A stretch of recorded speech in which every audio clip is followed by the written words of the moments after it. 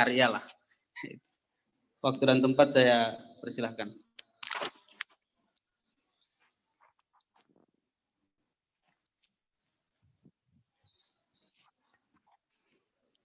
Assalamualaikum warahmatullahi wabarakatuh.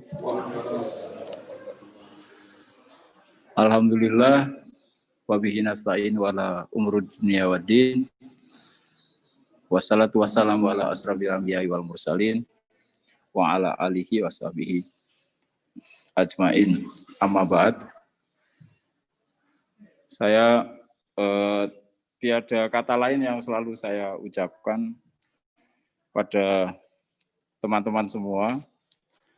Terima kasih untuk selalu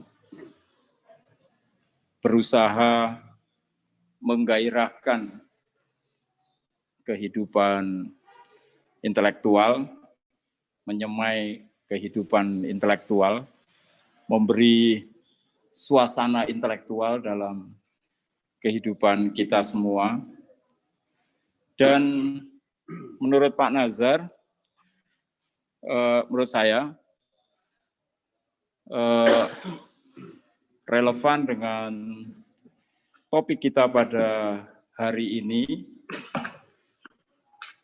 upaya menyemai ruh intelektual itu, konon katanya, saya nggak tahu ini Mas Nafik sama Mas Hasnan itu menyebutnya seperti apa, atau barangkali Mas Nur sebagai Ketua MUI, menyemaikan ruh intelektual itu sesungguhnya adalah spirit yang paling fundamental di dalam membangun atau menumbuhkan apa yang disebut sebagai, Pak Malik ini sering menyebut, saya duplikasi aja pelajaran. Saya kan enggak pernah masuk pondok ya. Jadi pondoknya itu di rumah saja kan. Apa yang sering disebut oleh Pak Malik Fajar itu sebagai intuisi rohani. Ini menurut saya ini harus digali, dikasih quote ya. Nah, bentuk forum semacam ini yang membangun ruh intelektual kita itu sebenarnya adalah untuk mengasah yang namanya intuisi rohani itu. Nah, kalau kita berbicara misalnya agenda kita hari ini tentang moralitas, tentu anak-anak muda lebih suka menyebutnya lebih kekinian ya. Ada semacam revolusi akhlak gitu. Atau bahasanya Pak Jokowi itu revolusi mental. Kan kira-kira begitu. Maka intuisi rohani itu adalah pilar utama yang dapat menopang eksistensi sebuah bangsa atau sebuah negara. Mas Hasnan bisa gali nanti, ini kan saya bagian mancing-mancing aja tuh. Nah, saya suka baca beberapa catatan kaki yang penting itu. Barangkali kita merujuk dulu. Saya bicara dulu secara umum.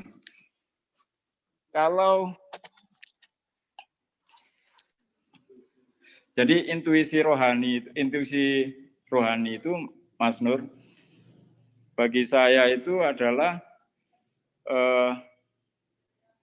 fondasi untuk membangun apa yang disebut sebagai masyarakat madani itu, yang berbasis pada, katakanlah, masyarakat yang memiliki akhlakul karimah, kira-kira gitu ya. Jadi itu kalau di skema bahasanya kan gitu. Jadi ada ruang terbuka untuk membangun diskursus intelektual, itu berarti pendidikan misalnya, ada juga ruang terbuka itu akan menghasilkan intuisi rohani yang bagus. Intuisi rohani yang bagus itu akan melahirkan masyarakat berperadaban yang kita sebut sebagai masyarakat madaniyah itu. Civilized ya bahasanya. Civil society, kira-kira begitu. Nah, akhlakul karimah itu adalah fondasi dari civil society itu. Sehingga kalau kita berbicara revolusi mental, revolusi akhlak, maka kita dapat mendekatinya menggunakan pendekatan. Katanya saya tadi kan akademisi kan gitu. Akademisi ngomongnya runtut ya.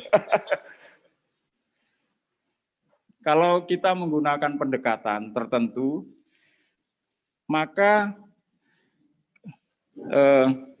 keberagamaan sebagai landasan dari revolusi mental, itulah yang kemampuan membaca dinamika keberagaman itulah sebenarnya yang menjadi dasar bagi kita semua untuk mengasah intuisi rohani itu. Karena itu ketika kita berbicara katakanlah runtuhnya moral, katakanlah kebetulan pejabat ya. Pejabat itu kan ada di menara Menara Gading ya. Kelihatan gitu kan. Yang runtuh itu moralnya pejabatnya. Tapi siapa yang tahu masyarakat di bawah itu juga di lapisan masyarakat tertentu juga mengalami keruntuhan moral, krisis moral kan begitu kan, moral crisis. Maka ramuan obatnya itu ya mengasah intuisi rohani itu. Nah kalau itu pendekatan agama sebagai strategi untuk membangun civil society itu tadi. Nah, karena bidang saya ekonomi atau manajemen katakanlah, kita bisa menggunakan pendekatan itu juga, pendekatan ekonomi maksudnya untuk membaca apakah moral, akhlak dapat ditegakkan atau tidak. Maka itu biasanya akan seiring dengan pendekatan hukum sebagai langkah antisipasi terhadap konsekuensi yang muncul akibat interaksi ekonomi maupun interaksi sosial dalam kehidupan masyarakat. Jadi tadi pendekatannya kan dari pendekatan studi agama, dari pendekatan studi ekonomi, pendekatan studi di bidang hukum. Nah, tentu tidak mengabaikan itu, setiap variabel, apakah itu keberagamaan, apakah itu keekonomian, apakah itu hukum, teknologi, maka dia ada variabel lain. Variabel itu yang paling dominan, yang biasa kita sebut sebagai situational factor, adalah kondisi sosiologis kultural dari masyarakat yang kita hadapi. Katakanlah hukum bertindak tegas pada siapapun yang mengingkari kesepakatan. Jadi kan tidak eksplisit. Korupsi itu kan mengingkari kesepakatan kan gitu. Maka hambatannya biasanya adalah tergantung pada depend on socio-cultural factor. Nah, socio-cultural factor inilah yang kita sebut sebagai faktor dinamika masyarakat yang harus dikaji. Makanya saya tanya tadi, ngambil S2 apa kan? sosiologi kan gitu. Dia bilang ambil S2 sosiologi ya. Mau ngapain kan gitu. Ini cara kita membaca bagaimana kita menggunakan metodologi ilmu pengetahuan untuk mengidentifikasi, menguraikan, menarik relasi, kemudian menjelaskan serta mencari solusi pada problematika yang dihadapi masyarakat. Katakanlah topik kita pada hari ini adalah krisis akhlak itu. Nah, agama misalnya memberikan banyak petunjuk pada kita itu tentang hakikat dari kehidupan kemanusiaan kita itu. Misalnya, kalau kita membaca surat Al-Anbiya ayat 21, tahu semua pasti itu ya. Kalau Mas Hasnan pasti tahu, Mas Nafik pasti tahu, Ustadz pasti tahu. Wa ma arsalnaka illa rahmatan lil alamin. Itu jelas. Jadi kehadiran manusia di muka bumi itu kan dia harus memberi spirit pencerahan. Spirit yang membuka ruang yang namanya intuisi rohani itu tadi. Maka ketika keberagamaan itu katakanlah terdistorsi oleh socio-cultural factor, apa itu socio-cultural factor?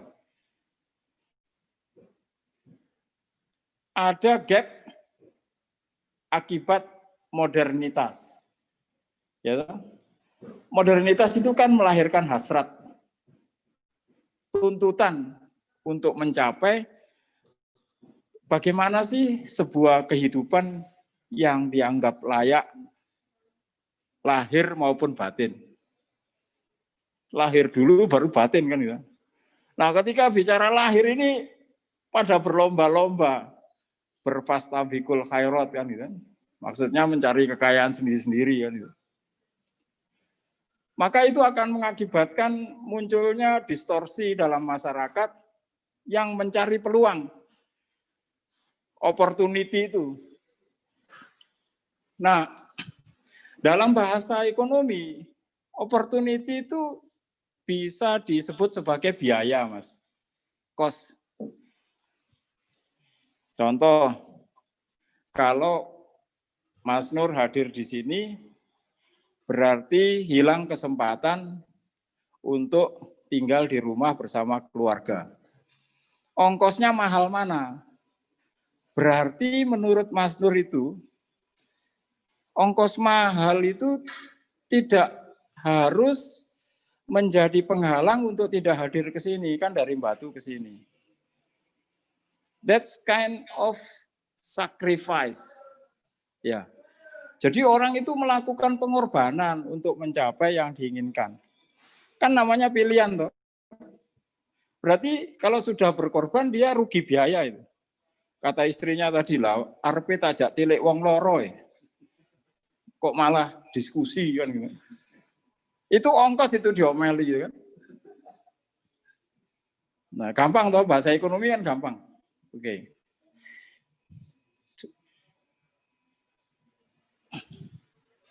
Apabila kita menggunakan pendekatan ekonomi untuk melihat distorsi akhlak, itu dengan mudah kita menyebut konsep dasar yang namanya asymmetry information.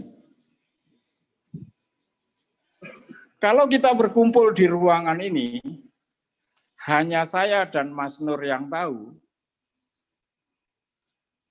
berarti yang lain mengalami kondisi informasi yang tidak simetris.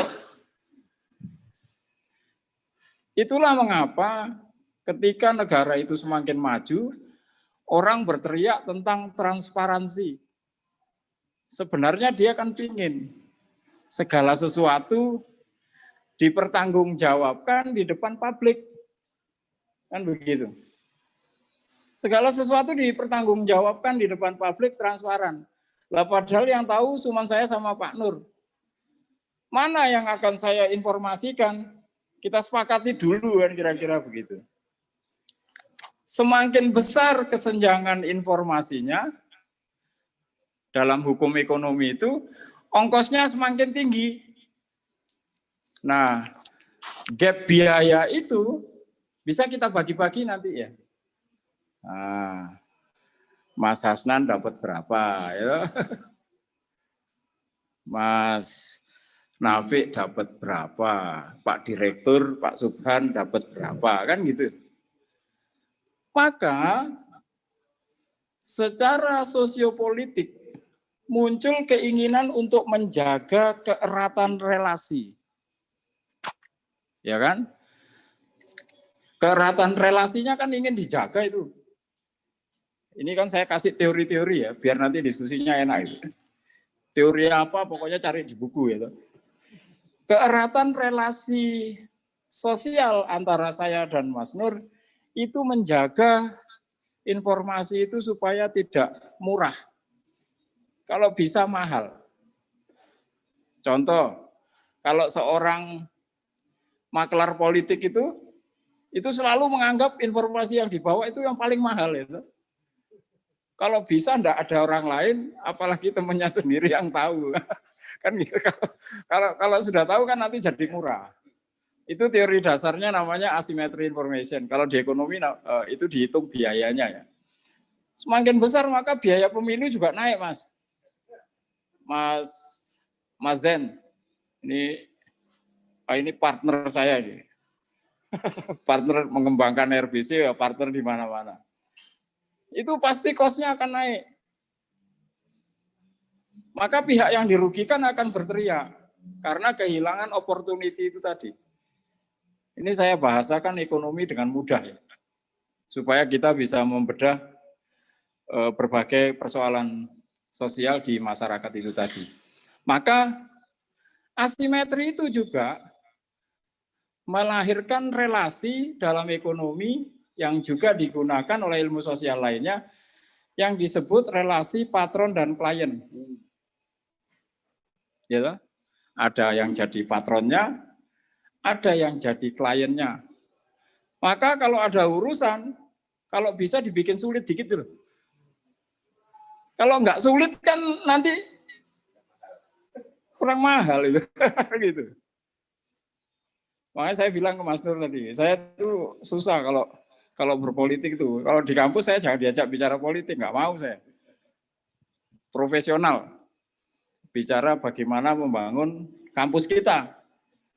Tapi kalau di masyarakat saya dampingin dia kan, dampingin Mas Sukron dan kawan-kawan. Oke, kita bicara kan gitu. Nah, ini relasi patron klien ini namanya agensi kos, Mas. Karena hubungan patron klien ini bentuknya agensi.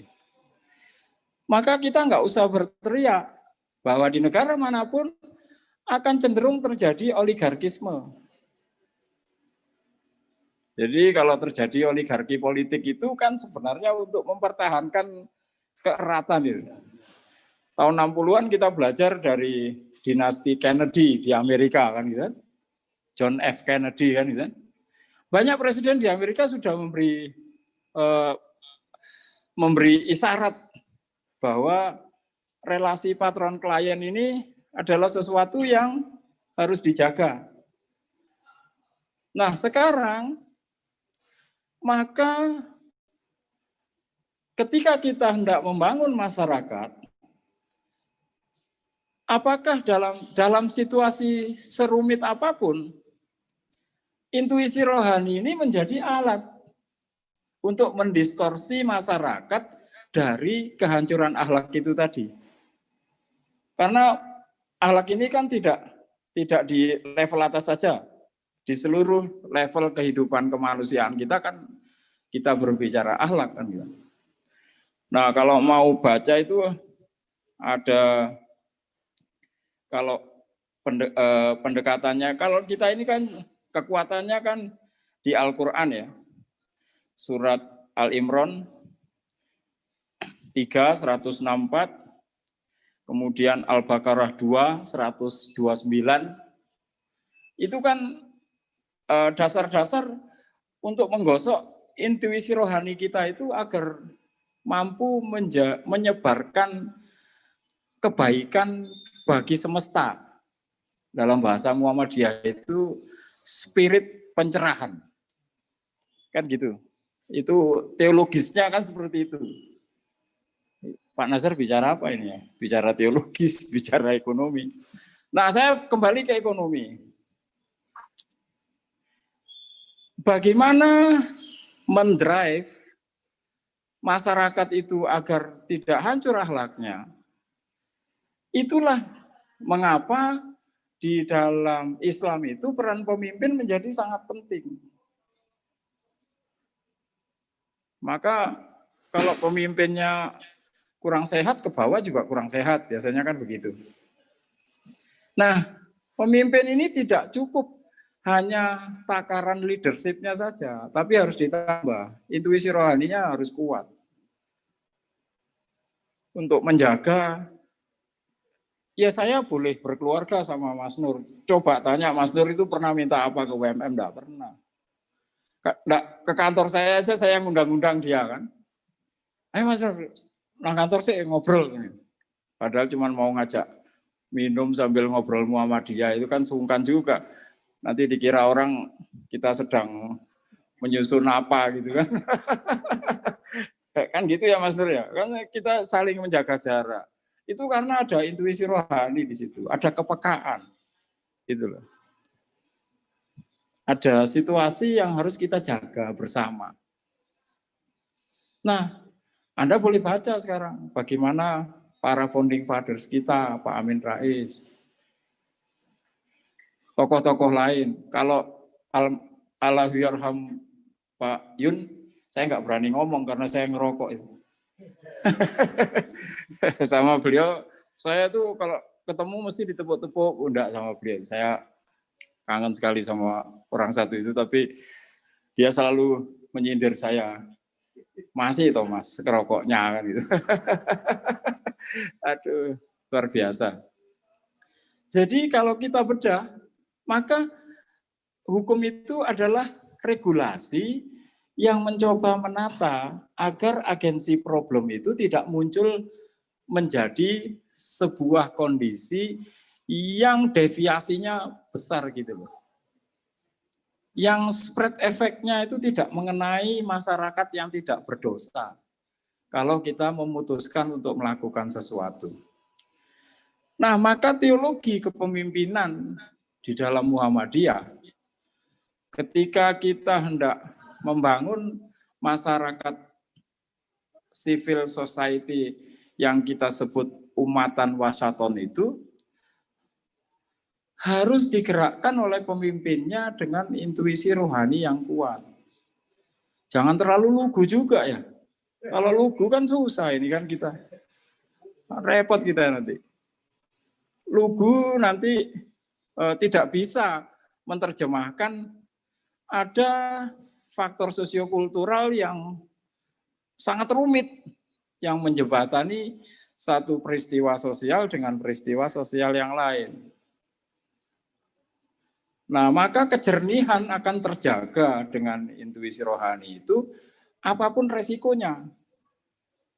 Itu yang saya maksud sebagai fondasi akhlakul karimah yang menjadi dasar untuk dijaga. Dalam Islam kan macam-macam caranya. Misalnya Pak Muhajir itu, "Dek, ojo lali salate." Kayaknya kan gitu. Dia kalau ketemu saya kan gitu, "Salat lu ngawakmu." Saya rangkep tadi Pak. Diragukan. Jadi gini, wah. Dia kayaknya kan gitu kalau dengan saya Pak Muhajir. Wah. Ya wak wis kiai tenanan ya. Sholat wis dirongkap-rangkep aja katanya kan gitu. Padahal itu hanya sekedar lontaran joke saja. Berarti kan namanya keberagamaan adalah fondasi struktural yang harus dibangun. Boleh tadi saya bicara dengan Mas Nur Alim dan kawan-kawan, kamu kalau mimpin Indonesia harus tahu, Indonesia itu pulaunya banyak. Kalau Amerika itu daratan semua, Australia daratan semua. Tapi sebenarnya kekuatan akhlak kita, akhlakul karimah itu akan menyelesaikan banyak hal. Ketika kita paham agensi kos, maka godaan modernitas itu akan sedikit terjaga gitu loh. Ya saya naik mobil itu kan bukan mobil saya, ya, mobil kampus gitu. Kalau pas sudah tidak jabat kan tidak boleh dinaiki lagi. Biasa aja kalau di Muhammadiyah itu. Nah, Muhammadiyah ini harusnya menyebarkan kultur dan etos itu pada kehidupan masyarakat semua, semesta. Jangan malah alergi. Kalau ada pilkada itu tidak mau cawe-cawe itu alergi. Lah bagaimana mau menegakkan amar ma'ruf nahi munkar? Sibuk di tempurung sendiri kan susah nanti. Nah, itu pancingan untuk diskusi kita kali ini. Yang poinnya adalah tadi surat-surat yang saya sebutkan tadi, banyak itu di Al-Quran. Saya nggak berani ngomong, ada Mas Nafi sama Mas Hasnan, ini bisa dicekal saya nanti. Ada Mas Subhan juga. Ya. Ini ada, saya hitung ini catatannya kan ada beberapa surah dalam Al-Quran itu yang bisa menjadi fondasi teologis kita untuk menerjemahkan kehidupan modern Indonesia agar kita ini teguh gitu loh. Enggak gampang kena sentilan godaan. Godaan apa? Saya enggak mau vulgar orangnya itu. Saya sebut aja godaan modernitas. Ya, sehingga orang cenderung ambil jalan pintas. Soal teknik tadi sudah saya kasih tahu. Saya jaga dengan Mas Turbani, kalian nggak boleh tahu kan. Semakin kalian nggak tahu, semakin mahal ini ongkos ini. Ya itulah yang terjadi akhir-akhir ini di negara kita. Kurang lebihnya mohon maaf. Nasrul minallah wa fatun qarib. Billahi taufiq wal hidayah. Assalamualaikum warahmatullahi wabarakatuh.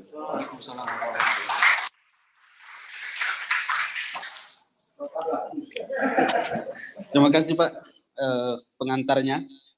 Selamat datang teman-teman. Forum sore hari ini kita jangan terlalu kaku ya. Jadi kita usahakan secair mungkin. Jadi teman-teman silahkan menyampaikan kira-kira misalkan ada pendapat ataupun ide terkait dengan fenomena akhir-akhir ini. Karena ini fenomena yang sekarang lagi marak terjadi lah. Kalau salah mungkin dikoreksi Pak. Tadi menyambung dari Pak Nazar tadi ya. Jadi saya baca satu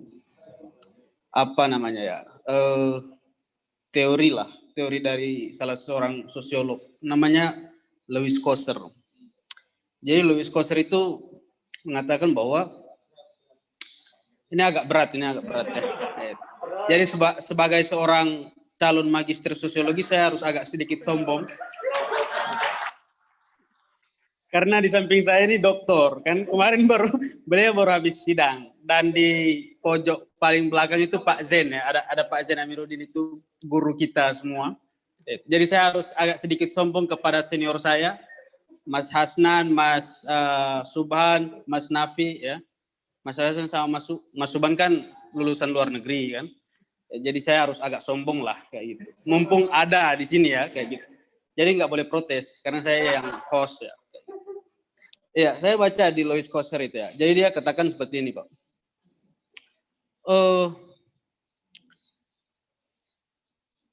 Dalam teori konflik, struktural konflik yang dia pakai, yang dia ciptakan itu, walaupun banyak kritikan terhadap teori itu karena dia menggabungkan strukturalisme dan teori konflik itu, dia katakan seperti ini, Pak.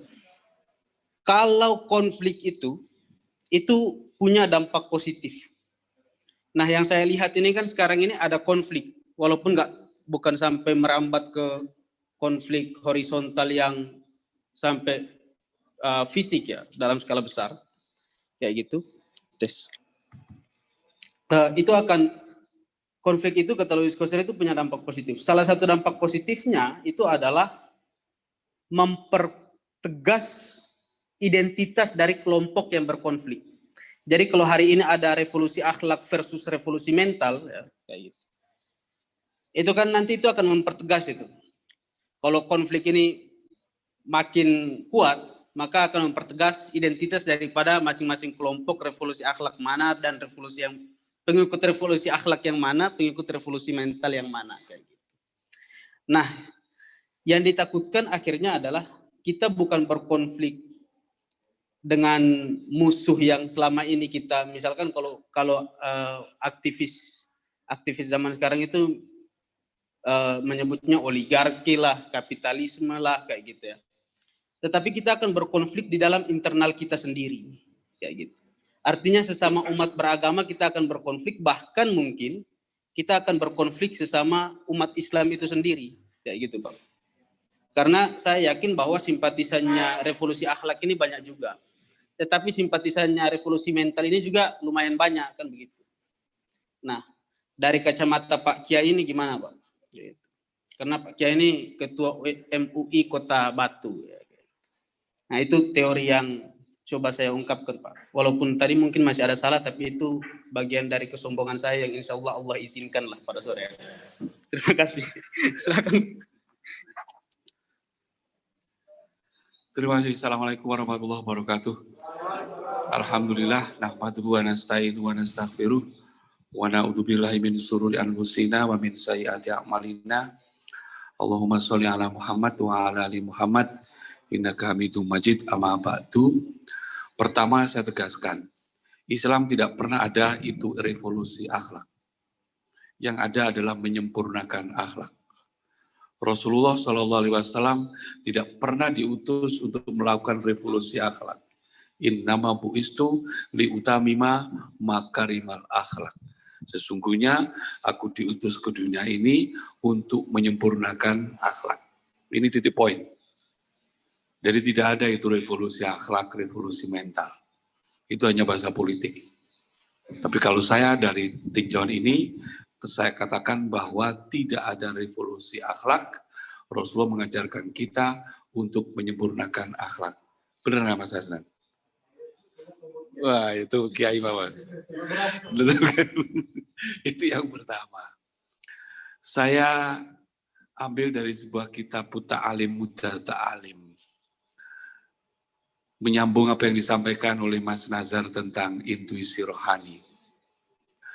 Ada sebuah pernyataan menarik dari Udratus Syekh Hashim Asy'ari. I'lam anadiluka li ustadika idzuka wa tawadu akaluhu rif'atuka wa hikmatakan lahu wa barakatun laka.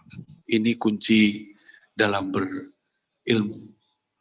Barangkali ini dulu pernah saya kritik habis. Ketika tradisi pesantren ini menurut saya sangat diskriminatif. Bayangin saja ketika seorang guru menyampaikan sebuah ilmu, mengajar begini, jangankan Anda bertanya, menatap wajahnya saja Anda tidak boleh. Kita kan enggak, bukan hanya menatap, malah meremehkan. Bukan hanya meremehkan, malah opo itu, malah gitu. Itu tradisi di Muhammadiyah, egalitarianisme. Nah, tradisi NU tidak begitu, tradisi pesantren tidak begitu. Jadi iklam anadiluka li ustadika idzuka. Jadi tawadukmu kepada gurumu itu adalah kemuliaanmu. Udah set banget itu. Barangkali itu Mas Nazar salah satu substansinya intuisi rohani yang disasar oleh Pak Malik. Pak Malik itu 1 tahun sebelum beliau wafat, beliau datang ke rumah saya 4 kali. Saya tidak tahu, golok banget. Dan terakhir beliau menyerahkan uang 4 juta Mas. Pada saat beliau hari ulang tahun.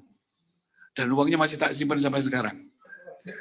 Tradisi pesantren itu kalau dikasih guru, itu nggak mau dibelanjakan. Tak jadikan jimat itu. Masih ada, sumpah masih ada. Masih ada. Ya dicari terus saya itu. Termasuk ketika saya menyampaikan tentang Padang Maksar itu dia loh, aku ya duwe RBC itu. Ayo, sempat gitu. Karena kita kan RBC bagaimanapun kan sempat mati suri kan, Mas. Sempat mati suri. Dan ini saya sangat gembira sekali RBC bisa bergairah lagi. Dan saya lihat ini menurut saya luar biasa. Artinya Malang harus mengambil alih lah posisi intelektual Muhammadiyah di Indonesia menurut saya. Sudah waktunya. Kita boyong ke Malang. Jangan di Jogja, jangan di Jakarta. Kita lebih bagus ketimbang UHAMKA kok. Lebih baik ketimbang UMJ. Di Jawa Timur kita terbaik kok. Kenapa harus minder? Kita boyong. Intelektualitas kita boyong. Suasana akademik kita boyong ke sini. Dan saya berpikir bahwa RBC ini akan menjadi kanal intelektual yang sangat representatif ke depan. Dan saya yakin, saya lihat ini sudah geliatnya sudah mulai terlihat. Kita ini kan hanya tinggal memoles saja sebetulnya. Keberkahan Pak Malik saya kira sangat luar biasa. Membawa nama besar Pak Malik, saya pikir kita mendapatkan, kalau dalam bahasa pesantren ada ngala berkah. Itu kita ambil di situ. Dan kita coba itulah. Orang insya Allah itu duduk bid'ah, bukan. Oh jadi dididik bid'ah. Orang penting sekarang, sudah bukan waktunya. Wong bid'ah kowe ora ngerti agama. Bukan waktunya lah, kita sudah bicara yang seperti itu. Artinya kita mencoba ke depan bahwa kita lebih baik. Ada satu hal yang saya sampaikan bahwa tadi saya katakan di awal bahwa Nabi Muhammad diutus bukan untuk melakukan revolusi akhlak, tetapi beliau diutus untuk menyempurnakan akhlak. Jadi ini memang kata-kata yang harus dijadikan kata kunci, bahwa kemudian agama masuk ke dalam dunia politik, maka insya Allah politik tidak akan menjadi bersih karena kehadiran agama, tapi agama sudah akan jelas terkontaminasi oleh kepentingan politik. Termasuk ini. Jadi revolusi akhlak itu kan sebetulnya bukan kebutuhan agama, tapi kebutuhan politik, lebih kepada syahwat politik. Ini yang harus kita pikirkan bersama-sama. Nah, Muhammadiyah menurut saya dalam posisi ini sangat bagus. Bisa meletakkan agama dalam posisi yang proporsional. Dan saya yakin ya kita harus benar-benar bersih. Termasuk kemarin ketika kita diberi jatah wamen Mendikbud, kemudian Pak Seku menolak, itu anggap saja sebagai ketawaduan, bukan bentuk kesombongan. Itu kan beda tipis banget kan, Mas? Kalau wamen enggak mau, tapi kalau kira-kira jadi menteri mau enggak? Nah, itu kan jadi persoalan juga loh. Karena memang ketawaduan dan kesombongan itu beda tipis. Seperti mata uang pedang bermata dua itu. Nah, sekarang bagaimana sebetulnya? Apakah benar sih Indonesia ini krisis akhlak? Enggak. Siapa bilang? Kita ini baik-baik saja kok.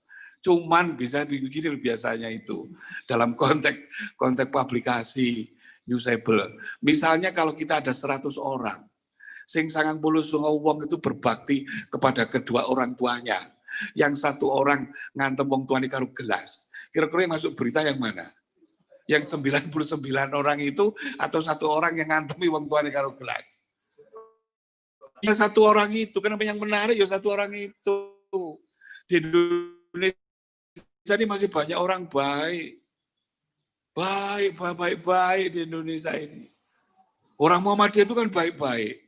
Kalau sampai mengatakan Indonesia ini krisis moral, krisis akhlak, kok sampai merendahkan Muhammadiyah. Lah memang selama ini yang kita lakukan apa? Kita sudah berjibaku hampir 108 tahun menegakkan moral, membangun budi. Kok kemudian kita dibilang Indonesia krisis akhlak. Lah Muhammadiyah karo NU selama ini kemana saja? Itu kelihatan bahasa-bahasa seperti itu yang kelihatannya bagus, tapi menjebak. Menjebak, dan kita harus hati-hati. Harus hati-hati pakai adagium seperti itu. Saya misalnya kalau di ATV saya menggunakan pendekatan positif jurnalisme. Jadi saya sebarkan berita-berita baik, bukan berita-berita buruk. Jadi saya positif jurnalisme, berpikir baik, berita baik. Karena wartawan itu identik dengan ghibah. Dan itu dosa besar. Dosa terbesar setelah musyrik itu ghibah. Bahkan lebih besar ketimbang membunuh. Macam-macam loh. Benar. Asyadul minal qatl itu, fitnah itu lebih kejam ketimbang membunuh. Kata Rasulullah itu, kalau kita beritakan berita yang baik, apa adanya. Berita baik, apa adanya. Kemudian dia yang diberitakan tidak suka, itu sudah ghibah. Nah, kalau beritanya tidak baik dan mengada-ada fitnah. Lah iya toh, memberitakan apa adanya itu loh ghibah. Apalagi yang tidak baik udah fitnah. Ini kan saya pernah punya pengalaman menarik, Mas Nazar. Saya itu punya teman di jalan-jalan, bukan jalan, pulang dari kampus. Kemudian di tengah jalan itu saya ketemu dengan, mohon maaf, banci, waria, ngamen. Bawa salon, pakai sepatu pantofel. Jalannya pincang-pincang. Pikiran saya dengan bahasa agama apa saya bilang? Waria masuk neraka. Wis ngono tok wis pikirane dalile. Terus saya turun, saya juga ngobrol juga turun. Turun kemudian tak tanya, namanya siapa Mas? Sugeng. Jenenge Sugeng. Wahyu tapi Sugeng. Habis itu saya tanya, lah kok ngamen lah po Mas? Ya untuk ngisi waktu luang. Karena pekerjaan dia sehari-hari itu buruh tukang.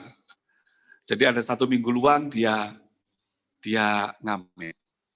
Berapa penghasilan sehari? 10.000. Berapa penghasilan kotor? 50.000. Loh, kok besar banget pengeluarannya 40.000? Iya, karena baterai untuk salon itu ternyata mahal. Kemudian lipstik juga mahal. Akhirnya 50.000 sehari itu 40.000 untuk pengeluaran dan 10.000 dia dapat. Terus saya tanya lagi, apa enggak kepingin sama pengen jadi bekerja di lain tempat? Pengen. Apa? Saya pengen jual bakso. Saya ini sedang nyelengi mau beli rombong bakso. Kemudian sudah nyelengi, sudah. 1 tahun lalu saya sudah nabung, tapi saya belum bisa nebus. Berapa harga? 1.400.000. Sudah saya kasih uang muka 200. Sekarang saya punya uang 300. Kurang 900. Di mana tempatnya? Dia nunjuk ke sebuah mebel. Kalau begitu baik, ayo kita ke sana. Nah, dia terus naik mobil saya. Ketika banci naik mobil saya, terus ketemu Mas Nasar, kira-kira apa yang terjadi?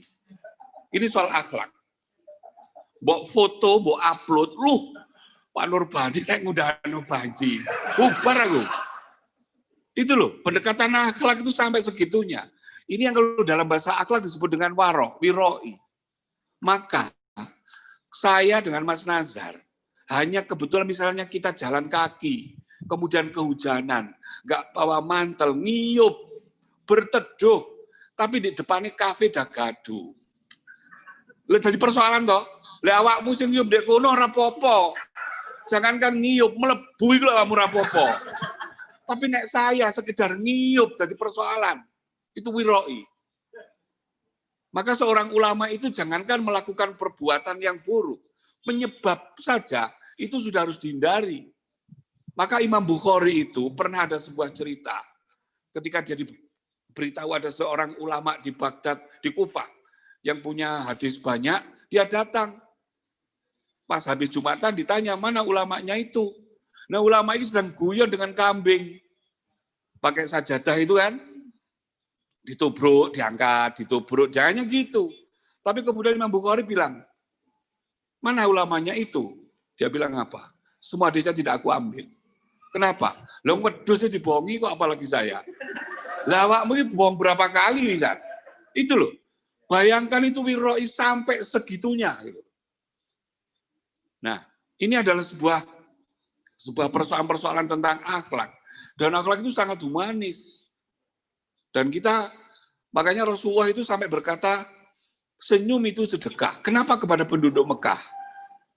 Karena orang Mekah memang susah tersenyum. Karena penduduk orang mukimin Mekah itu kan penduduk sisa atau Mas Hasnan? Sisa dari orang hijrah-hijrah itu. Jadi Abu Thalib, orang baik-baik itu sudah hijrah ke Madinah semua, tinggal yang buruk-buruk yang jahat itu yang di Mekah. Abu Lahab, Abu Jahal, Muawiyah, itu Abu Sofyan, itu yang tinggal. Nah, di Mekah itu banyak keturunan seperti itu. Akhirnya Nabi bilang, senyum adalah sedekah. Soalnya wangi merengut kabeh. Lah kalau di Indonesia mungkin diwalik, mingkem sedekah. Karena kita ini kan senyum memang Indonesia guyu tok senyum tok. Itu yang barangkali apa? Akhlak itu sangat fluktuatif gitu. Makanya kan sebetulnya orang bicara revolusi akhlak tapi berkata teriak-teriak, orang nggak percaya. Dalam Islam itu berkata keras saja tidak boleh, suara yang paling keras katanya suara khimar, suara keledai, maka tidak boleh seorang ulama itu berkata kasar, apalagi teriak-teriak. Waghdud fi masyik, rendahkan sayapmu. Harus berkata lembut, baru bicara akhlak. Ifda' binafsi, mulai dari dirimu, baru bilang ke orang lain. Nah ini kalau termasuk begini, ini saya jujur aja, sebagai seorang, ini kadung kok sebut kiai, lunggu model ini kira bener. Kudu ini Mas lunggu. Nah ini. Lunggu ditoto kok. Orang kaya awakmu model ngono-ngono iku. Ora iso Muhammadiyah ora ketemu akhlak ora kepethuk blas. Ora petuk, awakmu gak petuk blas. Ora ketemu. Nah itu tradisi itu kan kita ndak ada itu. Nah barangkali itu yang bisa sampaikan. Oke, siap. Oke. Lagi aku tadi dewean. Kali. Oke. Jadi itu ya musim SPJ. Jadi itu sebetulnya. Nah itu tradisi itu mestinya harus kita angkat lagi. Jadi bagaimana sebetulnya kalau kita melihat kebangsaan kita, bangsa Indonesia itu menurut saya bangsa yang paling bagus. Terus Mas Subhan karo Mas Hasan sudah keluar negeri ya deloken lah. Insya Allah Indonesia itu adalah negeri yang paling nyaman buat tempat tinggal. Nyaman buat tempat tinggal. Singapura itu negeri yang paling nyaman buat pelesir. Ngono tok, gak di duit modern di kono. Tapi Indonesia gak di duit, Masya Allah. Perkara ngombe ngono awak muter sak kampung, iso kuwareken. Ndak ada di luar negeri. Indonesia itu Masya Allah luar biasa. Nggak ada. Makanya menurut saya lain sakartum lazidanakum. Kita ini harus bersyukur punya negeri Indonesia, punya orang-orang baik seperti Indonesia. Revolusi mental yang didukung oleh para ulama. Mereka juga punya dalil, punya hujah. Revolusi akhlak yang didukung para ulama. Itu saya repotan loh. Tinggal milih ulama yang mana. Insya Allah dua-duanya masuk surga. Seperti yang Nabi Yahya sama Nabi Isa itu dulu yang pernah tak sampaikan. Nabi Yahya itu kan Nabi yang suka merengut, sedih terus. Kalau Nabi Isa itu kan Nabi yang tertawa, periang, gembira. Maka kemudian Nabi Yahya pernah negur, wahai Nabi Isa, kenapa kamu itu kok tersenyum terus? Apa kamu udah ingat azab neraka? Kemudian Nabi Isa menjawab, aku juga heran sama kamu. Kok merengut terus? Apa enggak ada rahmat Allah? Loh, artinya kita bersyukur ada orang dizalimi, karena dengan dizalimi itu dia bisa berjihad. Kita bersyukur negara kita banyak utang, karena dengan banyak utang kita bisa berhemat loh. Enak gitu loh. Jadi menghadapi hidup itu enak gitu loh. Ojo sing koyo kate lapo sih kita ini, ora lapo-lapo, ngajak perang ya perang karo sapa. Wis gak ono gitu. Makanya kan saya khawatir seperti yang disampaikan Mas Ali Imron kemarin. Kita ini termasuk yang radikal setengah. Gitu, Pak. Ya, terima kasih Pak Yai. Memang kalau duduk di samping kiainya Muhammadiyah itu beda sama kiai NU. Ya, mungkin dari kawan-kawan ada yang ingin bertanya atau menyampaikan pendapat, saya persilahkan. Oh iya, mungkin dari terkait revolusi akhlak ini Mas. Ini gimana ini Mas? Kira-kira Mas? Jangan-jangan setuju dengan revolusi akhlak karena fatwanya Pak Yai ini insya Allah sahih lah. Dua-duanya masuk surga, kan begitu. Mau ikut ke sana kita masuk surga, mau ikut ke sini kita masuk surga. Yang pertanyaannya itu yang nggak ikut itu, aduh itu masuk di mana itu? Kayak gitu. Mungkin langsung saja Mas.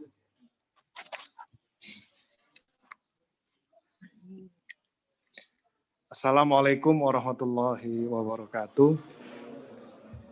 Bismillah, alhamdulillahil mubdi'il lil awalim wal mu'idil arwah ilal ajsami yaumal qiyamah. Asyhadu an la ilaha illallah wahdahu la syarikalah wa asyhadu anna Muhammadan abduhu wa rasuluhu la nabiyya ba'dah. Allahumma salli wa sallim wa barik ala habibina wa syafi'ina wa qurrati a'yunina nabiyina Muhammadin wa ala alihi wa sahbihi ajma'in, amma ba'd. Yai Nurbani, masa ini kalau diperintah suruh duduk sini nggak berani nolak saya. Nurbani tak beli, makanya yang bingung itu ya kalau diperintah yang lain-lain itu, wah itu agak berat itu. Tadi soal revolusi akhlak itu saya pikir penting ya, pesannya itu mungkin maksudnya itu ingin menyaingi revolusi mental. Gitu. Tapi secara politik digepuk jeblok. Karena memang kan nggak ada yang terus terang tadi ini, Yai Nurbani nggak terus terang. FPI ini kan dibuat tentara toh, yang diperlukan ketika ada persoalan-persoalan tertentu. Gitu. Ya selama nggak diperlukan ya dinonaktifkan. Jadi sebaiknya yang memahami persoalan ini gitu loh. Kalau belum waktunya aktif ya jangan membuat huru-hara yang berlebihan, gitu aja. Yang kedua, tetapi persoalan lainnya adalah tentara itu kan alat negara, bukan alat pemerintah. Mestinya ya bekerja sesuai dengan undang-undang, bukan memenuhi kepentingan politik status quo. Tapi namanya politik, gimana lagi? Makanya mesti ada kontestasi. Kalau tadi katanya nggak boleh fitnah sama gibah. Oh baiklah, enggak apa-apa. Diganti aja istilahnya. Tapi kalau negatif dan black campaign, nah itu boleh. Namanya juga, kalau nggak gitu nggak menang. Suatu saat ada Ustazah itu Idaul Hasanah, Ustazah dosen saya, itu gimana sih Mas Hasnan tuh kok ada kecurangan pemilu? Begini, money politik, bayar sekian miliar untuk orang-orang kampung itu gimana ceritanya? Itu kan curang gimana? Boleh buatan curang, buatan menang, Bu. Nah, jadi memang persoalannya itu. Apakah kita mesti larut? Tidak boleh larut. Tetapi mesti menyadari bahwa itu yang terjadi. Lalu, apa yang mesti kita pikirkan? Ya, menyelesaikan masalah. Gitu loh. Emang ada partai-partai yang nggak pakai duit. Jadi bupati wali kota paling murah 15 miliar. Nah, kalau saya ditawari jadi bupati Banyuwangi mau juga sebetulnya. Saya mboten kadaya enten sebetulnya tanah itu rong bau, tapi ini baunya sendiri. Nah, saudara-saudara sekalian, jadi secara realistis yang terjadi begitu di permukaan. Politik itu sangat kotor. Kalau nggak kotor bukan politik, namanya pengajian. Ngapunten Yai, tetapi sing dakwah di diskotik itu hanya Gus Miftah. Iya, dari Muhammadiyah belum ada. Ya kan, Ustadz Adi Hidayat itu kurang apa coba? Ganteng, jenggotnya panjang, tawadhu, ilmu agamanya mendalam. Tapi yang diceramai orang-orang yang sudah saleh. Gitu. Ya sekali waktu turun di terminal, itu orang-orang melarat yang kerjanya itu mabuk di perapatan gitu loh. dilokalisasi gitu-gitu ya, yang mandang apa waroi muruahnya itu ya manusia, tapi kan Gusti Allah akan mandang bagaimana kontribusi kita. Ini jangan dijadikan legitimasi nanti ya Mas ya. Nanti tiba-tiba langsung ke diskotik habis ini. Tahun baru Pak, selawatan. Iya, kalau sudah siap ya nggak apa-apa. Jadi itu ada banyak dilema-dilema itu. Jadi kalau ada orang berani ya Nurbani tiba-tiba dakwah di diskotik gitu-gitu. Dengan cewek-cewek yang semlohe gitu. Mari bersolawat. Gitu. Sallu ala Nabi gitu. Allahumma salli wa sallim wa barik ala sayyidina wa maulana Muhammad. Kalau mereka itu mau salawat seperti itu ya bagus. Itu hanya bisa dilakukan oleh Gus Ja'far itu.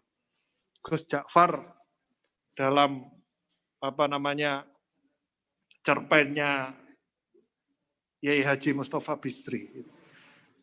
Banyak orang melihat Gus Ja'far itu memang punya kelebihan begitu. Nah, saudara-saudara sekalian, artinya apa? Artinya kompleksitas ini ada. Yang kedua, politik ini kotor. Yang ketiga, realitasnya sungguh berat.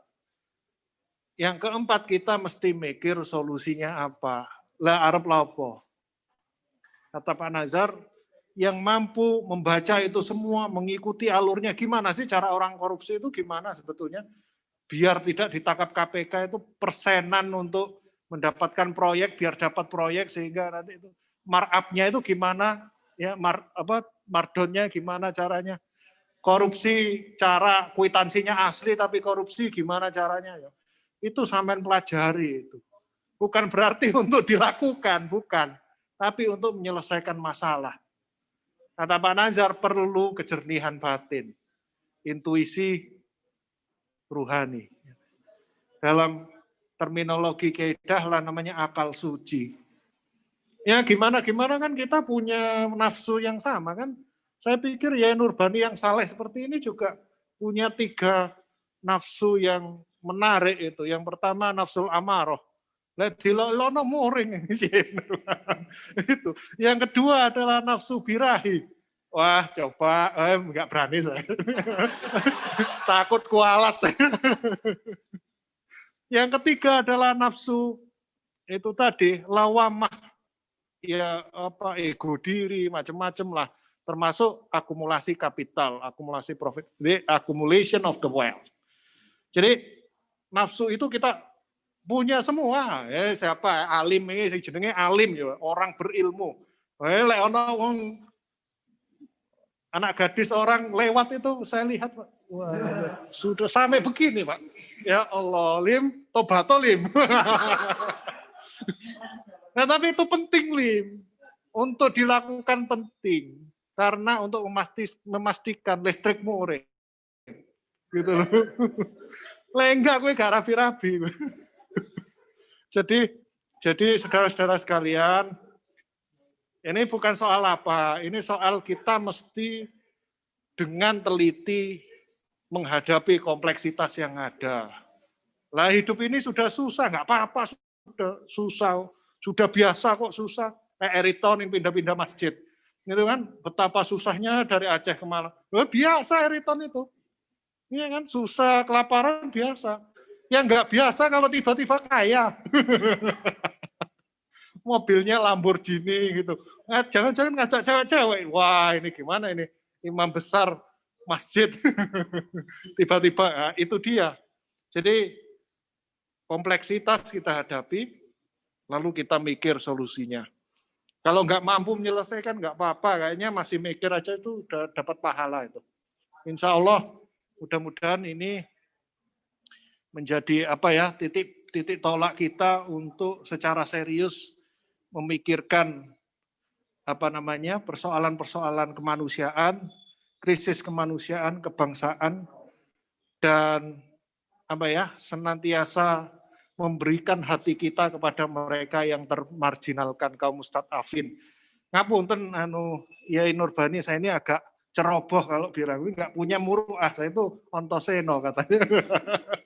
Jadi seandainya saya masuk neraka itu malaikatnya sungkan itu. Terima kasih. Assalamualaikum warahmatullahi wabarakatuh.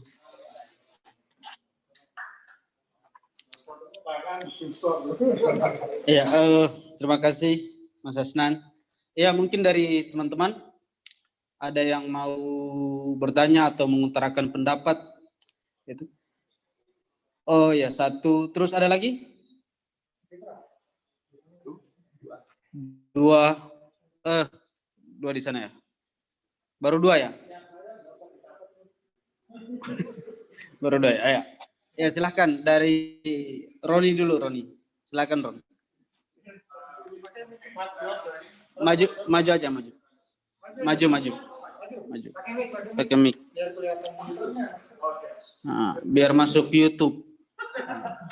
Ini followersnya banyak banget. Satu, oke. Saya terakhir baca beberapa tulisan, salah satunya di buku Fihi Ma Fihi, itu kayaknya Jalaluddin Rumi ya. Di situ memang ada sahabat Nabi, memang dia mengatakan sebaik-baiknya seburuk-buruknya ulama adalah mereka yang berada di pintu pemimpin, dan juga seburuk-buruknya sebaik-baiknya pemimpin dibalik dia mendatangi ulama, kira-kira seperti itu. Dan kemudian pemimpin yang baik itu adalah mendatangi istilahnya fakir miskin. Maka saya menarik coba mengkontekskan dengan kondisi hari ini, bagaimana sebenarnya memposisikan diri seorang ulama dengan dinamika politik hari ini. Mengingat juga banyak kemudian istilahnya bukan rahasia umum lagi bahwa politik misalnya identik dengan politik uang. Kan itu menjadi sesuatu yang tidak menarik ketika ulama berpolitik atau kemudian masuk di tataran politik praktik kok berpolitik uang. Itu kan juga menjadi sesuatu yang kurang menarik, kira-kira begitu. Apalagi dengan misalnya sistem politik yang istilahnya setiap calon pemimpin itu kan biasanya dapat rekom pimpinan pusat, kira-kira seperti itu. Taruhlah misalnya ada seorang tokoh ulama yang mencalonkan kepala daerah misalnya, katakan seperti itu, masa kemudian mendapat rekom pimpinan partai politik. Itu kan menjadi sebuah situasi yang menurut saya dilematis. Tapi di sisi lain juga kita ini bukan sebuah negara yang istilahnya memisahkan secara tegas bahwa kita ini adalah negara Islam atau negara sekuler. Di sisi lain juga ini ada perkawinan menurut saya, bagaimana kemudian Islam itu kawin dengan sekuler. Hanya persoalannya ini, implementasi di lapangannya itu baiknya seperti apa. Terima kasih. Assalamualaikum warahmatullahi wabarakatuh.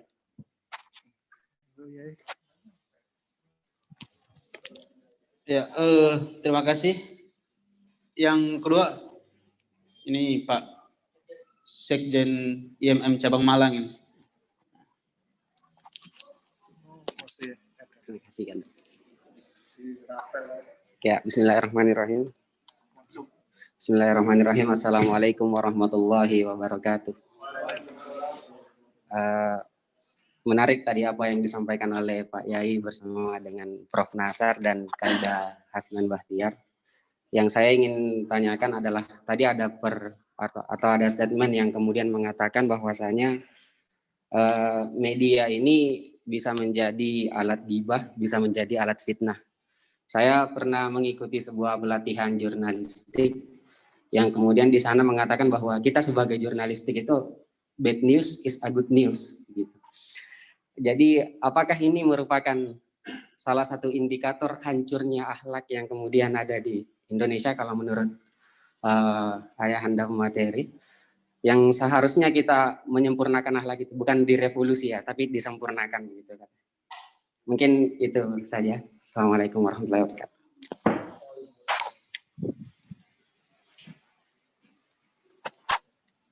Ya, masih ada lagi? Satu pertanyaan lagi? Atau dijawab dulu? Oke, dijawab dulu ya. Ya, monggo. Siapa dulu ini? Oh. Terima kasih. Menyambung Mas Hasnan, saya di Batu itu punya pengajian komunitas pura. Tahun 2015, jumlahnya 25. Saya ngaji sebulan sekali. Alhamdulillah pada tahun 2018 dari 25 naik menjadi 114, sekarang menjadi 280. Jadi setelah saya kasih pengajian, bukannya bertambah susut, tapi jumlah purel makin naik. Saya tidak tahu apa mereka tertarik dengan pengajian saya, atau karena moralnya yang makin rusak. Tapi kemudian saya penasaran dan saya bertanya kepada induk semuanya, Bu ini kok tambah banyak? Dia bilang apa? Karena purel itu ternyata di migrasi. Jadi dari Bandung pindah ke Surabaya, dari Surabaya pindah ke Denpasar. Nah, karena di Batu makin rame itu jadi makin banyak. Dan tahu, mereka itu tidak seperti kita. Saya pernah ngajak teman saya yang suka bilang bid'ah-bid'ah itu takut nggak ngisi. Gak muni di situ. Karena kan hadisnya selalu kullu bid'atin dolalatin. Lah lagi purel-purel itu perlu arah hadis itu. Oh, jangankan mereka bid'ah, wong sholat ya orang tahu. Maka pertanyaan dari mereka apa? Pak Yai boleh enggak ketika saya mau makan baca basmalah? Coba. Hanya itu pertanyaannya. Bukan soal sholat, masih jauh. Dia hanya bilang, pekerjaan saya tiap hari begini. Boleh tidak saya baca basmalah di saat makan? Saya jawab, boleh. Syukur ditambahi istighfar. Bismillahirrahmanirrahim. Astaghfirullahaladzim. Makan. Kalau dalil lagi. Kemudian yang nakal tanya lebih teman. Kalau saya mau melayani tamu, boleh tidak baca basmalah? Nah, ini majelis tarjah dijawab, Mas. Aku langsung jawab. Kalau saya mau melayani tamu, boleh tidak baca basmalah? Bayangkan ini. Masih seperti itu gitu loh. Jadi di luar sana itu masih ada, dan itu menurut saya lebih banyak orang yang model seperti itu ketimbang orang yang masuk masjid. Dan mereka juga KTP-nya Islam semua. Nggak ada yang ber-KTP agama lain. Ya, Pak, ini kan tantangan kita terbesar seperti itu. Pernah Ibu Aisyah tak jak ke sana, malah takut. Bau parfumnya aja menyengat. Dan itu, menyakitkan, Mas. Menyesakkan. Lapo aku ranom neh, kalau maksudku. Kok kenal-kenalnya sudah tua itu. Ayu-ayu soalnya. Maka penyesalan itu di hari tua. Itu yang pertama. Nah, menyambung pertanyaan sebetulnya, ya saya lihat, ya mungkin Mas Haslan lebih paham lah itu. Kita itu sejak dulu kan selalu ada dua aliran pemikiran Islam itu kan. Terutama dalam ilmu kalam.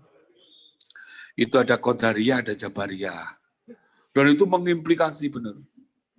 Seperti itu tadi, pikiran-pikiran Jalaluddin Rumi, itu Jabariyah banget.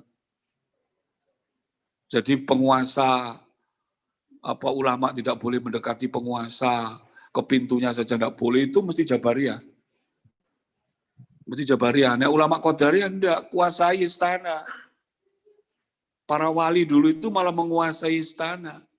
Dijaga istana Demak itu. Agar rampok tidak bisa masuk. Agar bandar kecu tidak bisa masuk. Agar koruptor tidak bisa masuk.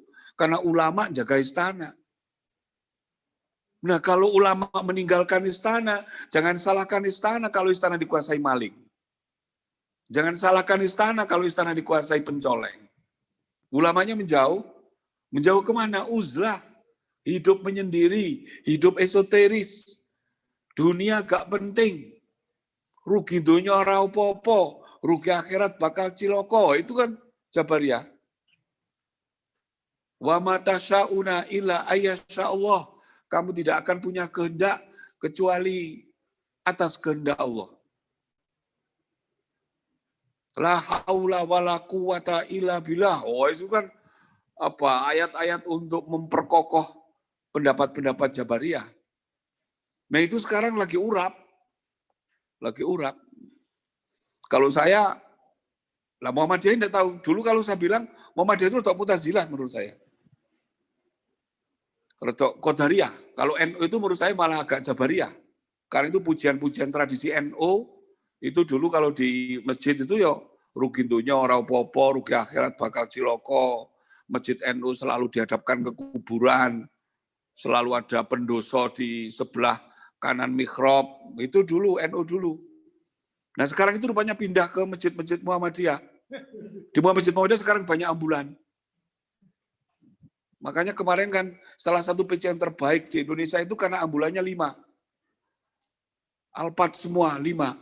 Saya tanya, kok di masjid banyak ambulannya, apa jamaahnya banyak yang meninggal gitu.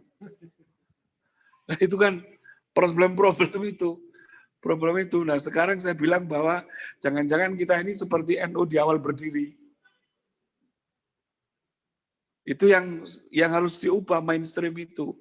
Maka semangat seperti yang disampaikan oleh Mas Hanan akal suci itu seperti yang digagas oleh Kiai Dahlan di awal harus direbut kembali. Pencerahan harus direbut kembali. Intuisi rohani harus menjadi sikap hidup. Ini yang harus dilakukan. Nah, termasuk misalnya tadi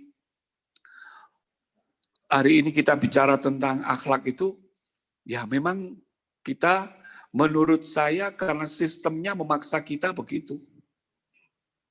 Jadi demokrasi one man one vote itu memang harus orang yang berduit. Karena suara seorang profesor sama dengan suaranya seorang marbot masjid. Satu suara. Seorang Habib suaranya sama dengan seorang takmir masjid. Nggak ada beda. Karena sama-sama satu suara. Nah, saya kalau kita kembali ke belakang, sebetulnya ulama-ulama founding father kita dulu, tahun 1945, itu dahsyat banget itu. Majelis Permusyawaratan Rakyat itu adalah majelis syuro. Cuma dibahasakan menjadi Majelis Permusyawaratan Rakyat. MPR mengangkat seorang mandataris atau khilafah. Khalifah itu disebut dengan mandataris. Bayangkan, Painter Ki Bagus Hadikusumo itu. Jadi Majelis Syuro mengangkat seorang mandataris MPR yang disebut dengan presiden. Itu adalah khalifah. Jadi presiden atau khalifah itu dipimpin, diberhentikan, diangkat di Majelis Permusyawaratan Rakyat yang kemudian disebut dengan sidang umum. Sidang umum itu adalah sidang syuro. Nah sekarang tidak. Kita one man one vote, habis sudah. Makanya sebetulnya demokrasi kita itu sebetulnya sudah menyalahi Pancasila. Menyalahi sila keempat. Jadi kerakyatan yang dipimpin oleh hikmat permusyawaratan perwakilan. Dan kita tidak ada itu permusyawaratan perwakilan. Semuanya sudah voting. Dan voting itu mesti uang. Karena itu demokrasi itu tidak menjanjikan kesejahteraan, kecuali kebebasan. Kebebasan yang diberikan kepada orang dengan status sosial ekonomi rendah akan dijual dengan harga murah. Satu biting suara cuma gula 3 kilo. Itu untuk memilih seorang khilafah, presiden, khalifah. Itu karena dahsyat Bang, baru kalau saya hari ini yuk kita kembali ke UUD 45, nggak ada cara lain. Dengan cara one man, one vote, jangan harap Muhammadiyah bisa berperan. Nggak bakalan. Sistem itu tidak menguntungkan Muhammadiyah. Karena Muhammadiyah bukan berbasis massa. Nggak bakalan orang Muhammadiyah nyalon menang. Jangankan nyalon bupati, RT kalah. Kalau tidak percaya dicoba. Nyalon RT kalah. Kenapa? Basis masanya tidak begitu. Dan orang Muhammadiyah tidak mungkin ketika dia nyalon terus bawa gula. Tidak mungkin. Dia akan jual visi misi. Nah visi misi nggak ada yang beli. Siapa mau jual visi misi? Mas tadi bilang Mas Ana tadi itu, kita cuma cari istilah saja untuk penghalalan.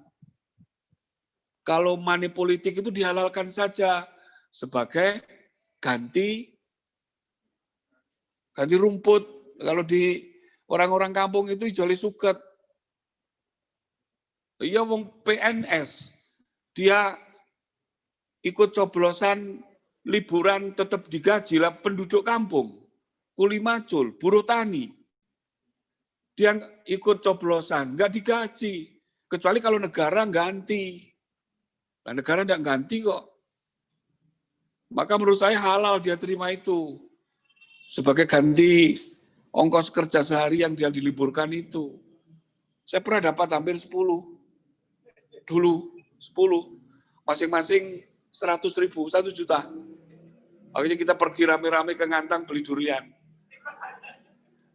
Nggak ikut nyoblos, soalnya itu duit langsung budal. Apa ini? Botohnya namanya botoh loh. Kalau nggak ngerti botoh ya. Botoh itu orang yang bagi-bagi uang. Oh itu kan yang marah-marah. Nah itu. Langsung Mas Hasan nih. Biar cepet ya. Itulah makanya kayak Mas Mukti, Profesor Dr. Abdul Mukti itu tidak berkenan menjadi Wakil Menteri Pendidikan dan Kebudayaan itu karena beliau beralasan bahwa kalau jadi Wakil Menteri itu amanahnya terlalu berat. Jadi dia tidak mampu untuk, ya jadi kan ambisinya kan untuk mereformasi hal yang perlu direformasi, membereskan hal-hal yang perlu dibereskan, memperbaiki, gitu. Nah kalau jadi wakil menteri kan nggak bisa apa-apa. Kalau ada menterinya, Mas Menteri itu kemudian dia punya ide lain yang kira-kira punya kepentingan lain, tentu kan susah. Ini wakil menteri kayak boneka aja. Jadi kalau jadi menteri baru bisa take over mengenai policy secara lebih leluasa. Maksudnya tidak mampu itu. Jadi kalau jadi wakil menteri justru tidak mampu. Kalau jadi menteri ya mampu. Nah ini kalkulasi ini agak susah. Tapi masuk akal. Alasannya karena take over leadership. Nah ini yang menurut kalkulasi rasional istana belum dipertimbangkan gitu. Mungkin kita perlu manuver itu tadi. Kalau kita ikut doktrin demokrasi perwakilan itu nanti eksesnya itu namanya kartelisasi, cartelization itu. Dosanya namanya nepotisme KKN dulu itu Pak Harto. Kalau dibebaskan itu voting demokrasi liberal, jadi demokrasi representatif pilihan langsung, eksesnya namanya oligarkisme itu. Yang menang siapa? Menang kalah, yang menang adalah makelar politiknya itu, bohirnya Pak Yai. Gitu. Jadi semua ada eksesnya. Yang jadi masalah ini apa sih? Cuman 2 hal sederhana sebetulnya. Masyarakat ini tidak merasakan keadilan dan kesejahteraan itu aja. Lawang di kampung-kampung itu masih ada yang bernostalgia mengenai mbiyen beras 2.500 zaman Pak Harto. Iya kan, kesejahteraan terjamin meskipun tidak ada keadilan. Gitu. Jadi mending menurut mereka, mending Pak Harto dapat 1 ketimbang nggak dapat 2. Gitu. Jadi yang baik ya dua-duanya, tapi ada tapinya. Sepanjang sejarah politik yang ada, kalau ada raja atau pemimpin atau presiden yang baik, itu masa kepemimpinannya itu enggak panjang mesti. Karena penjahatnya lebih banyak. Contohnya siapa? Kiai Haji Abdurrahman Wahid. Itu sebaik-baiknya pemimpin itu. Dalam berbagai literatur king philosopher itu diasosiasikan dengan Gus Dur itu.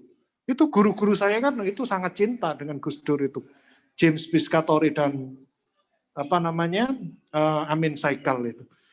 Jadi tapi itu usianya mesti pendek. Kemudian Muhammad Khatami di Iran itu juga pendek usianya. Pokoknya kalau sampai ini nanti jadi pemimpin itu ada 2 pilihan. Pertama itu agak KKN atau kedua agak tangan besi. Baru kekuasaanmu lama. Kalau sampai jadi baik-baik amat ya terguling. Jadi memang susah hidup di dunia ini. Ya kalau kacau begini ya tidak di dunia namanya dadi malaikat. Saya pikir itu.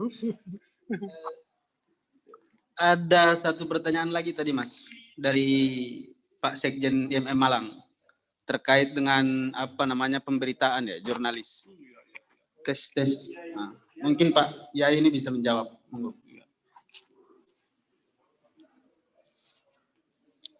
Iya. Sekarang ini ya di era seperti ini ya semua orang adalah jurnalis. Ya, termasuk dulu itu kan kalau misalnya kita mau bikin siaran langsung itu kan harus ke TVRI bayar. Sekarang kan enggak. Semua orang bisa melakukan siaran langsung. Maka semua orang sekarang menjadi editor bagi dirinya. Maka kan sama sekarang ini Anda lihat kemarin ada ini tak jawab saya selaku Direktur TV aja ya. Lakukan macakku macam-macam. Ada perubahan perilaku pemirsa ATV. Tahun 2022 nanti kita akan berubah menjadi TV digital. TV analog sudah tidak ada. Migrasi. Itu ya nanti akan ada kapitalisasi media. Karena nanti akan ada MOOC gitu. Jadi misalnya ATV itu ikut di Malang sudah ada 3. Ada Trans TV, Metro TV, dan satu lagi Trans, Metro, Indihome, 3. Jadi nanti 3 itu yang punya channel siaran. Yang lainnya cuma penyelenggara. Itu kita nanti makin tahun 2 itu makin sempit, makin kontrol negara juga satu sisi liberalisasi, tapi kontrol negara juga makin kuat. Karena negara kan berhak mengatur siapa yang bisa masuk di situ atau tidak. Dan itu tahun 22 bulan Oktober. Undang-Undang Cipta Karya sudah disahkan, MOOC juga sudah. Kemarin saya sudah ke Surabaya, ke Bali Monitoring untuk bahas itu. Maka sekarang saya katakan, misalnya begini, orang lihat Mata Najwa atau lihat ILC, itu 90% tidak lewat TV analog, tapi lewat YouTube. 97%. Itu perilaku pemirsa. TV-TV itu sudah ditinggalkan, tapi pergi ke gadget. Nah, TV-TV yang konvensional itu, apakah nanti tidak ada? Tetap ada. Koran juga akan tetap ada. Sebagai apa? Sebagai kata apa? Sebagai quality control. Misalnya kalau YouTube itu kan kita tidak tahu benar salahnya, hoax tidaknya, valid tidaknya. Berita-berita di WA kita tidak tahu valid tidaknya. Untuk menyatakan berita itu valid atau tidak, kita kembali ke koran. Karena koran tidak sembarangan memberitakan, ada kode etik. Tapi di YouTube tidak ada kode etik. Siaran begini tidak ada kode etik, tidak ada sensor. Sudah vulgar. Tapi kalau di koran kan ada kode etik. Nah, itu kita kalau di positif jurnalisme tadi begitu sebetulnya kita hanya untuk bangun mainstream paradigma positif aja. Bahwa itu tidak laku ya. Karena orang tidak suka dengan berita-berita seperti itu. Orang-orang yang suka sebar berita hoax tidak suka klarifikasi. Coba lihat aja perilakunya. Lihat aja misalnya di grup WA, orang yang suka sebar berita hoax, dia tidak akan pernah baca klarifikasi. Kok jelas sampai mendem dia akan melakukan hal yang sama. Dia juga nggak tahu baca apa tidak. Pokoknya share, saya nggak tahu. Memang itu perilaku memang berarti. Jadi perilaku orang yang suka sebar hoax itu tidak suka klarifikasi. Mungkin ini seperti kisah cincin stempel Sayyidina Utsman, Mas Hasnan. Itu kisah cincin stempel itu yang menyebabkan Sayyidina Utsman kemudian dibunuh, difitnah. Itu kan karena cincin stempel yang diterima oleh putranya Abu Bakar As-Siddiq, Muhammad bin Abu Bakar itu kan. Dan itu menjadi tragedi kemanusiaan yang luar biasa itu. Misalnya dalam kitab yang di Utsman yang ditulis oleh Syekh Muhammad Haikal itu, bagaimana Sayyidina Utsman itu dibunuh dengan pedang dari telinga kiri sampai tembus telinga kanan, dari ujung sampai itu kan mengerikan, dan itu terjadi karena berita hoax, karena isu cincin stempel. Nah itu itu barangkali tentang berita-berita yang kurang baik. Karena yang dibunuh bukan orangnya, tapi karakter. Itu pembunuhan karakter itu, wah, orang bisa habis itu. Ya, ini ada satu pertanyaan lagi nih Pak Yai sama Mas Hasnan dari Kamal Albert. Nah, kebetulan ini mengikuti kita di YouTube ya, live YouTube. Pertanyaannya, bagaimana menghadapi akhlak di sosmed yang menurut saya banyak narasi yang menghujat. Apa seharusnya respon muslim moderat? Nah, itu mungkin bisa langsung dijawab.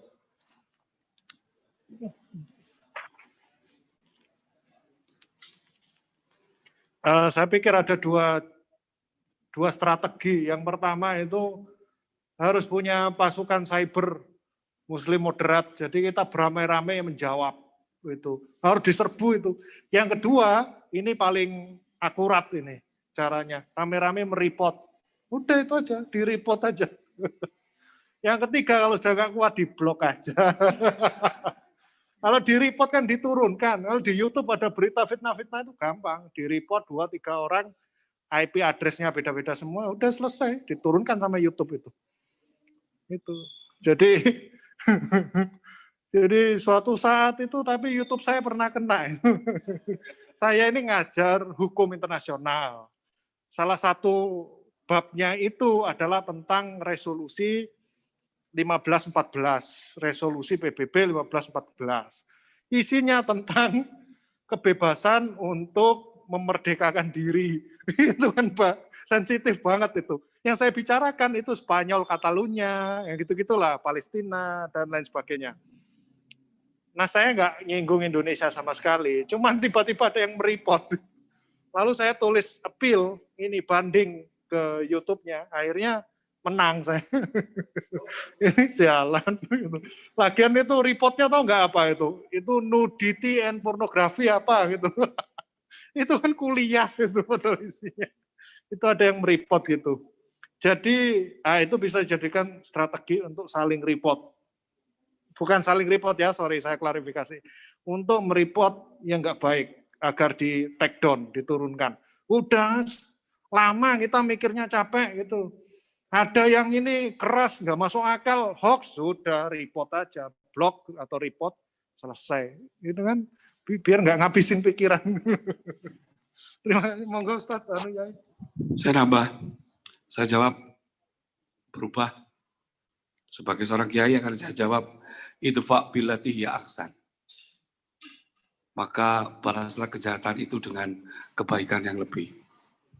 Tadi sudah model-model Mas Hasnan sudah clear, itu dilakukan.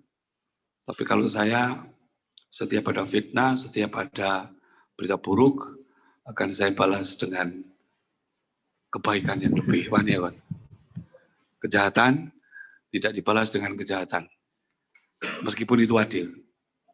Saya pernah ngaji di Gusmus, di Pondok Pesantren Rembang itu, orang dibagi jadi 4. Yang pertama orang adil. Orang adil itu kalau dia ditempeleng pipi kiri, dia juga akan balas pipi kiri. Jadi mata dibalas mata, telinga dibalas telinga, hidung dibalas hidung. Pembalasan setimpal, itu adil. Sebelumnya ada orang dolim. Sebelum adil ada orang dolim. Dolim itu kalau dia dipukul sekali, dia balas 3 kali. Dia ditempeleng sekali, dia membalas nempeleng sama nendang. Itu dolim. Kalau orang adil, dipukul sekali, balas sekali. Kisos. Yang ketiga orang paling baik, ihsan. Kalau dia dipukul, dia tersenyum dan bawakan kue. Itu yang dilakukan Rasulullah. Jadi Rasulullah SAW itu kembali ke akhlak. Ketika dia dihina oleh seorang janda Yahudi di depan rumahnya dengan disiram baceman air kencing onta dan tainya, Rasulullah tidak balas. 2 tahun berturut-turut, tidak balas. Kemudian ketika janda itu tidak lagi melakukan, Rasulullah malah panggil Khadijah. Ini Hadijah orang yang suka nyiram saya kok nggak ada, kenapa ini? Dicari. Dan ternyata dia sakit. Dan Rasulullah adalah orang yang pertama kali mengunjungi janda itu. Padahal janda itu berkonspirasi dengan Abu Lahab dan Abu Jahal untuk menyakiti Rasulullah. Itu yang dilakukan Rasulullah. Dan sejak saat itu, si janda itu terperangah, kaget, takjub dengan akhlak Rasulullah. Dia baca takbir dan syahadat. Itu Rasulullah, akhlak Rasulullah begitu. Dan itu perilaku Rasulullah itu luar biasa, berserakan di mana-mana, tinggal kita mencontohnya. Terima kasih. Terima kasih Pak Yai, Mas Hasnan. Jadi ada dua pilihan ya. Kalau untuk bermedsos itu ada dua pilihan. Nah, kalau saling menghujat, kalau kata Mas Hasnan tadi bisa di-report, bisa di-blog, atau nggak usah dibaca. Kalau kata Pak Kiai tadi ini, ya kita balas dengan kebaikan. Kalau imannya belum nyampe ke situ, ya main adil aja kita kan. Hukum adil aja. Gitu. Nah, gitu. Nah, jadi kita mikirnya yang positif saja, jangan sampai netizen itu saling menghujat karena mereka pakai konsep adil tadi, Pak. Kayak gitu. Karena imannya belum sampai ke ihsan kayak gitu. Ya, teman-teman sekalian, mengingat ini sudah masuk waktu maghrib, jadi kita akhiri diskusi kita pada sore hari ini.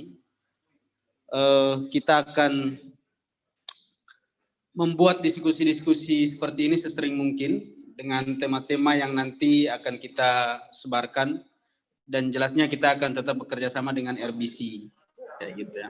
Ya itu karena ini YouTube-nya YouTube RBC. Jadi kalau misalkan ada keuntungan dari channel YouTube-nya, jangan lupakan Cangkir Opini gitu. Zaki, soalnya ini pesan dari Zaki barusan di WA nih Mas. Pesan dari Zaki. Ya. Rekaman. Ya,